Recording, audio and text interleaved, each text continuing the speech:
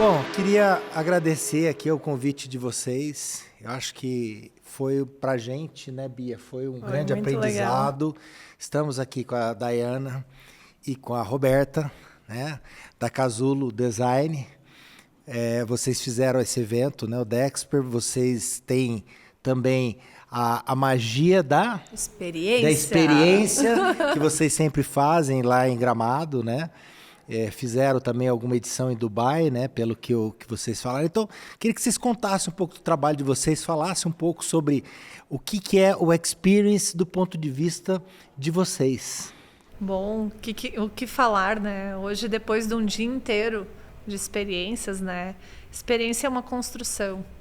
E eu gosto de usar uma referência que ninguém se apaixona por uma pessoa de imediato, né?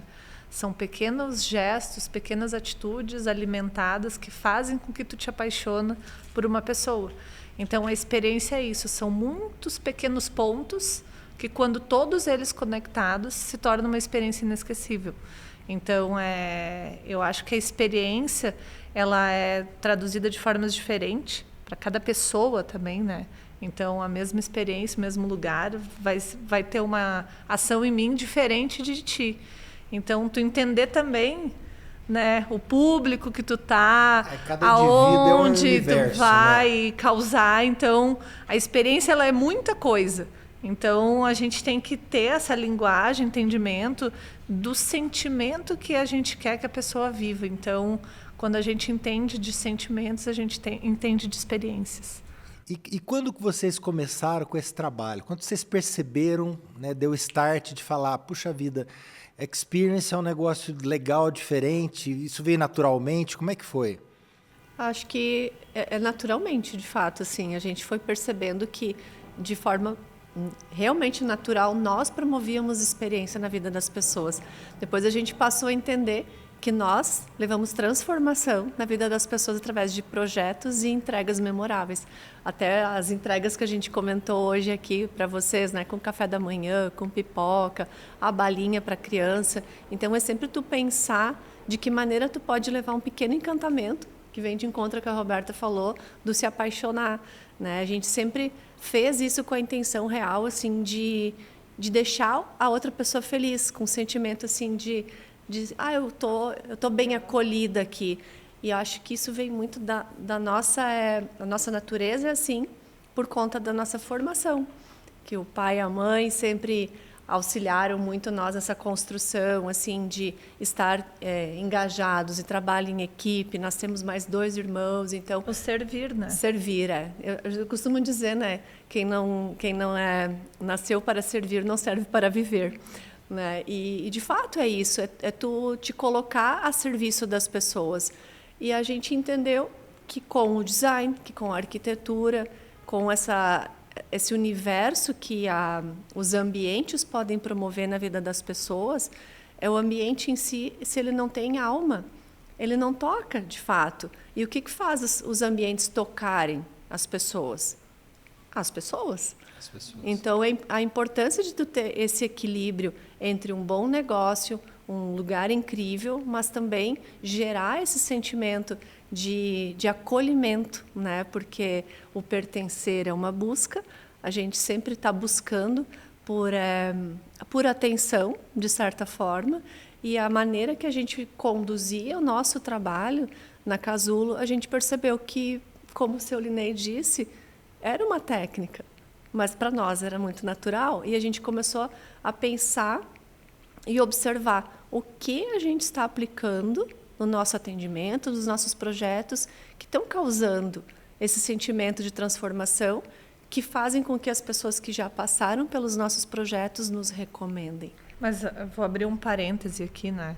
Que a gente não explicou quem somos, né? Somos irmãs, desde que eu nasci. Lógico. Somos de uma família de criativos, na verdade. Porque o nosso pai é modelista de calçado há mais de 50 anos. Então, é da criatividade. E a nossa mãe era dona de estúdio fotográfico, que adquiriu quando eu estava na barriga. Então, Imagina que eu cresci dentro desse mundo e a gente viveu sempre essa perspectiva da criatividade e de se reinventar. Porque quando tu trabalha, por exemplo, que nem o pai, modelagem de calçado, a cada meio ano as empresas têm que se reciclar. Quando eu comecei era meio ano. Isso, eu tô falando lá nos primórdios, modelagem, né? Quando eu parei para passar a fazer trabalho de arquitetura, que eu trabalhei com o pai, a gente fazia modelagem nova a cada 15 dias. De produto, lançar coisas, então tu tem que estar sempre se reciclando. E a fotografia, que na verdade a Dayana foi mais pro lado do meu pai e eu mais pro lado da minha mãe. Então eu cresci dentro do estúdio fotográfico literalmente, porque a minha mãe me carregava para a loja e eu estava lá dentro. E depois aprendi a tirar foto com máquina analógica, para quem não sabe, é aquela do filme, do rolinho. Opa, que então bastante. Para isso, e isso deve, e muito daquilo que a gente consegue proporcionar de experiências é a bagagem que a gente tem. Então, por o fato de eu trabalhar com fotografia e aprender a fotografia, porque tu tinha que saber tirar certo, não existia edição, ou tu fotografava com a luz certa, com enquadramento, com tudo, no tempo Abertura certo. certa. No tempo, porque assim, quando tu fotografa, eu fotografei inúmeros casamentos, o beijo é um. Tem beijo rápido, mas tem beijo demorado, mas tem o beijo rápido. Que se tu não deu o clique na hora certa, tu perdeu a foto do casamento. Tu não tem como dizer assim, beija de novo aí, que eu não até cliquei. dá, né? Mas não é a mesma emoção, não capta, tu não o sentimento, capta o olhar, né? tu não vai captar. Então, muito disso, dessa bagagem, tanto da Dayana quanto minha, desses mundos, a gente trouxe para a arquitetura. Mas você tocou num ponto muito importante, porque eu sempre falo que quem viveu os dois mundos, o analógico e o digital, ele tem uma forma de ver o mundo completamente diferente. Isso a gente vê na empresa, por exemplo, que tanto eu como os meus 2 sócios crescemos no mundo analógico e fizemos a transição para o digital. Eu tenho um sócio que é um pouco mais velho e um sócio mais novo. O mais novo, ele, logicamente, está muito mais antenado no digital, mas ele trabalha desde criança no analógico. E o analógico, ou você sabe fazer, ou você não tem nenhum preset pronto, você não tem nada. Então, isso dá uma bagagem. Tu constrói o raciocínio. Exatamente. E eu estava falando isso para alguém agora, hoje, durante o dia. Eu sou formada arquiteta em 2012, mas eu passei 10 anos na faculdade, eu iniciei a faculdade e desenhava à mão. Lá, com a prancheta, a régua paralela, os esquadros. E para te desenhar à mão e tu não precisar refazer o desenho, tu tinha que pensar antes de desenhar. Porque tu desenhava e tu não queria ter que refazer aquilo. Então, tinha todo um raciocínio que, além daquilo que tu ia desenhar, tu tinha que raciocinar como desenhar. Porque o próprio punho do desenho, se tu não começasse de cima para direita e de cima para baixo, tu manchava todo o teu desenho. Exatamente. Então, tu tinha que, além de tudo isso, pensar como construir. Hoje em dia, os profissionais, tem uma galeria, lá tem, esse móvel eu gostei, joga para dentro, pega o negócio, redimensiona, que às vezes nem funciona porque não tem uma construção de raciocínio. Então, isso eu acho que eu me sinto feliz por ter já essa bagagem, ter vivido isso e coitado desse povo que não viveu porque não sabe a diferença. Não sabe. Eu que trabalhei muitos anos na linha de frente fazendo vídeo, por exemplo, edição, trabalhei muito tempo com isso. Hoje a gente tem o nosso editor-chefe aí que está atrás das câmeras, que é o Matheus, né? Excelente. Mas eu trabalhei muito tempo ali. Só que eu cresci com meu pai mexendo com Super 8. Meu pai editava vídeo em Super 8, fazendo corte de filme manual e usando cola para fazer. Então, quer dizer, eu desde criança eu via lá com o Contafio que cada frame, né, você tinha uma sequência ali de 24 frames por segundo, e eu já entendi esse conceito quando criança. E isso faz toda a diferença. O cuidado, né? Porque Sim. podia queimar. Exatamente. Então, Não tinha Ctrl Z. Então, assim, o manuseio disso também. Sim, era super Então, assim, vou cortar aqui. Não, tu tem que manusear com cuidado, com a luz certa, no lugar certo, com o ambiente, né? Como a gente fala muito, a Daia gosta dessa coisa da ambiência que a gente tem. Então, cada coisa tem uma ambiência. Se você cortasse, por exemplo, e não colasse direito, ele enroscava. E quando ele enroscava, a luz era muito quente. E queimava o filme. Preteava. Literalmente queimava o filme. E era uma coisa aí vem a expressão, queimou o filme. Queimou, não tem recuperação. Porque estragou, não né? tem como recuperar. Mas eu ia dizer que, que eu estava dizendo há pouco da nossa criação, né? A gente passou por uma criação que desperta muito a curiosidade. O pai sempre instigou a gente a questionar as coisas. Eu estava te falando há pouco, né? Do porquê que a gente chegou até aqui, porque nós somos muito curiosos. E a gente gosta de entender como as coisas são feitas. Né? Esse aqui devia estar encaixado em cima desse inox. Como que isso ficou em pé? Sabe? A gente observa e fica questionando tudo a todo momento. Então, isso dá uma capacidade criativa muito grande, porque tu começa a juntar elementos, né? cria repertório. E o que hoje, muitas vezes, eu vejo assim mais pelo lado dos pais mesmo, da criação. Tá? Estão repassando a criação para um sistema digital, sendo que o analógico constrói muito mais, né, de tu poder evoluir na parte criativa. Eu me lembro que teve um tempo que a minha filha estava numa escolinha de turno inverso e haviam pais que se queixavam que nesse turno inverso não haviam atividades dirigidas a todo momento. E justamente era isso que eu curtia. Porque a criança ela precisa ter ócio. O ócio criativo é uma das melhores coisas que a gente tem. Hoje os pais querem colocar atividades o tempo inteiro para as crianças e não dá tempo delas construírem a própria imaginação. Então, ao mesmo tempo que eu, como mãe, enxergava aquilo como um benefício para minha filha, que ela podia estar lá, agora eu quero desenhar, agora eu quero brincar na pracinha, agora eu quero deitar aqui e assistir um desenho, mas sem ter aquele compromisso. Eu tenho uma atividade para começar, terminar 20 minutos, termina. Agora nós vamos fazer outra coisa, que é o que as escolinhas estão fazendo. Né? É mais fácil de tu controlar, né? Mas isso acaba condicionando. Sabe o que acontece com isso? Condiciona e limita a tua capacidade de criação. Sim. E a gente precisa não fazer nada para se compara tornar também criativo. com os outros, né? E hoje as crianças, né, infelizmente, têm que começar cada vez mais cedo na escolinha, acabam tendo essa formação mental de que tem que ser alguém sempre está dizendo, agora tu vai fazer isso. O teu tempo é esse. Tu não tem uma busca, né? Acabou, agora é outra coisa. Então, tu não consegue nem ficar muito tempo fazendo a mesma atividade. Logo, tu enjoa. Eu vi o Walter Longo falar num podcast que ela perguntou para ele, disse, o que tu atribui, né, o teu sucesso, né? E ele comentou a curiosidade. Porque eu me pego, às vezes, sentado no aeroporto enquanto espera e eu tive que rir porque a gente é muito assim. A gente é igual. Aquele cara ali passou...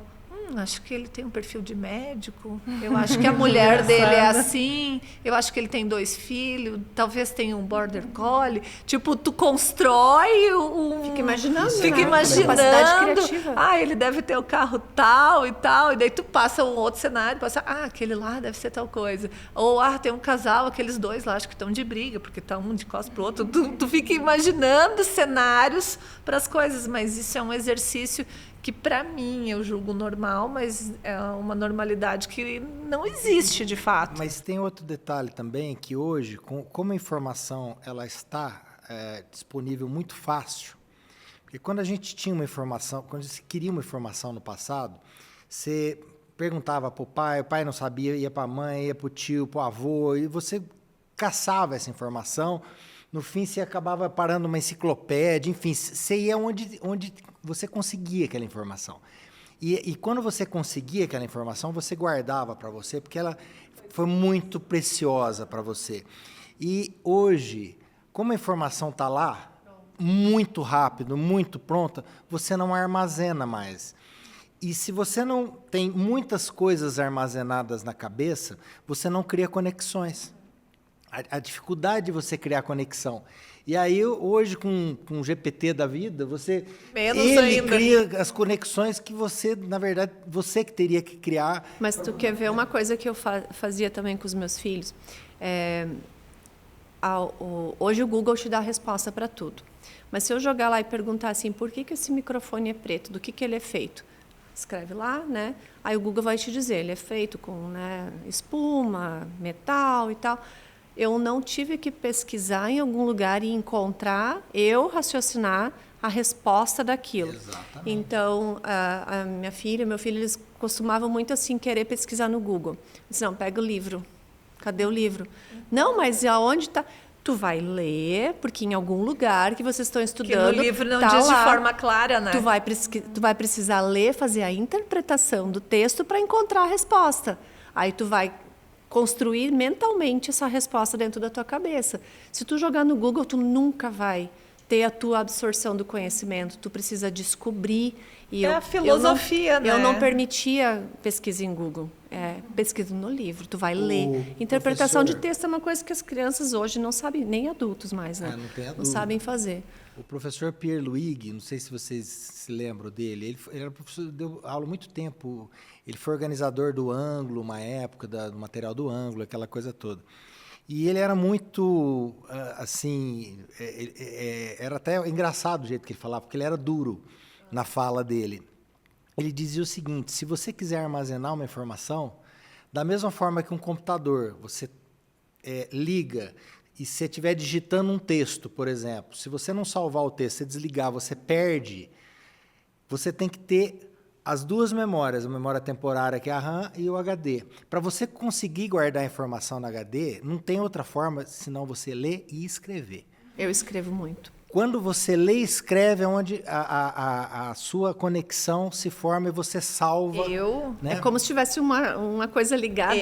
Sim, é impressionante. Tenho memória fotográfica total. Meu campo de fixação, se eu escrever e eu precisar lembrar, eu fecho o olho, eu vejo escrito, e não é que eu me lembro de escrito, eu leio na minha mente como eu escrevi.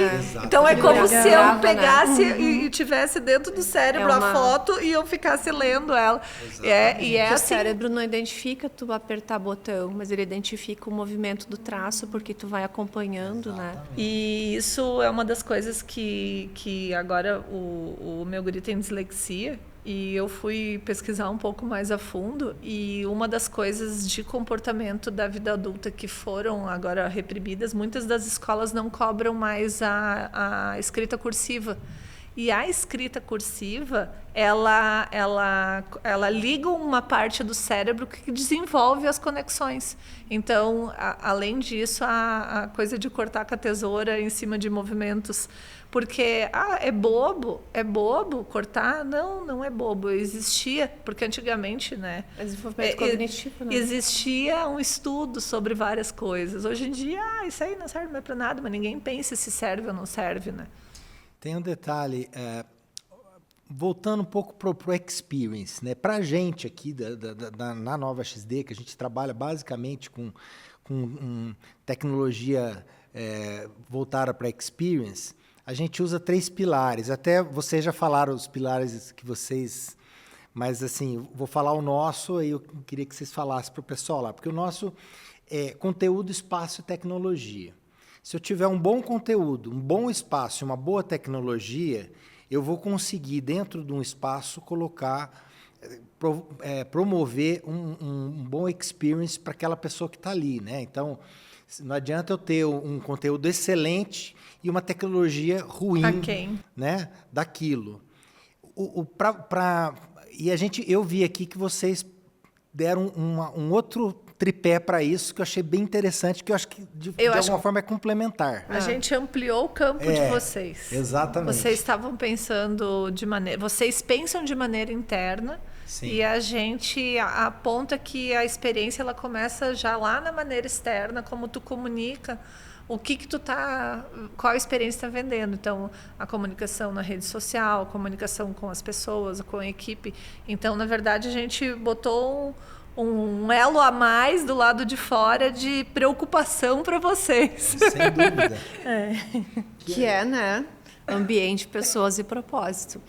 Tu desenvolve um projeto, né? Num ambiente, dentro desse ambiente tu está colocando tecnologia. Qual é a outra?